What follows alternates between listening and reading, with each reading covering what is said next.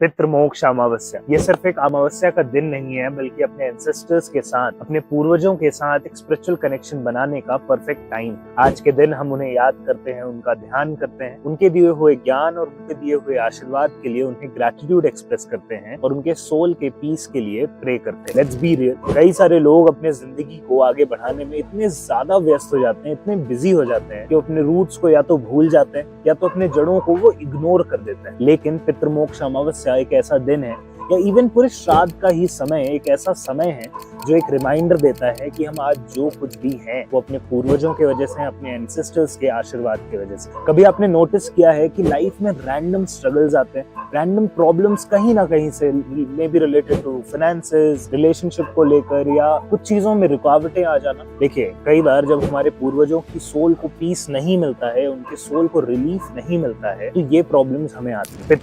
पितृदोष कहता है कि हम अगर अपने पूर्वजों को ऑनर नहीं करते हैं, उनकी पूजा पाठ नहीं करते हैं, उनके सोल को पीस नहीं दिलाते हैं, तो कुछ ऐसी अनरिजॉल्व्ड एनर्जीज होती हैं, कुछ ऐसी ब्लॉक्ड एनर्जीज होती हैं जिससे हमारे लाइफ में अलग अलग प्रोस्पेक्ट्स की प्रॉब्लम आ सकती है। इस वीडियो को आप एंड तक देखें, क्योंकि इस वीडियो में हम बात करेंगे कुछ प्रैक्टिसेस की, जो प्रैक्टिसेस करके आप अपने पूर्वजों के साथ, एंसेस्टर्स के साथ स्पिरिचुअल कनेक्शन को और स्ट्रॉन्ग कर सकते हैं और उनके सोल को रिलीफ, पीस दिलवा सकते हैं। So now let's talk about practices you can do on Pitrumoksha Amavasya. First is tarpan and pinddaan. It's a very traditional practice but आज भी काफी रिलेवेंट है। यही तो हम भारतीयों की पहचान है कि हम जो भी प्रैक्टिसेस, जो भी रिचुअल्स, जो भी नॉलेज हमें हमारे बाप दादा, हमारे पूर्वजों से मिला है, हम उसे आज भी फॉलो करते हैं और उससे संजो कर रखा है हमने।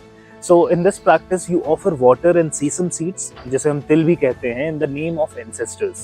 It's like sending good vibrations, अपना प्रणाम भेजना and even उनके सोल के लिए प्रे करना.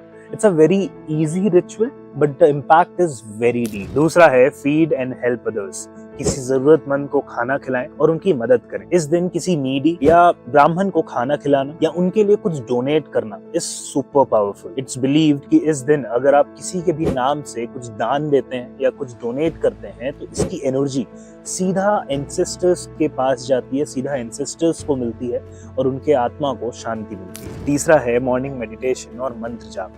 इस दिन सुबह जल्दी उठकर अपने एंसेस्टर्स को याद करते हुए एक दिया जलाएं और इस सिंपल से मंत्र का जाप करें, ओम पितृ देवाय नमः। और इस मंत्र का जाप करने के बाद कुछ देर शांति से बैठें, ध्यान लगाएं और मेडिटेशन के थ्रू अपने एंसेस्टर्स के आशीर्वाद को सीख करें, because it's like recharging your soul with ancestral energies. Fourth है पीपल और तुलसी के पास जल अर्पण कर। Peepal and tulsi are like nature's wifi to your ancestors.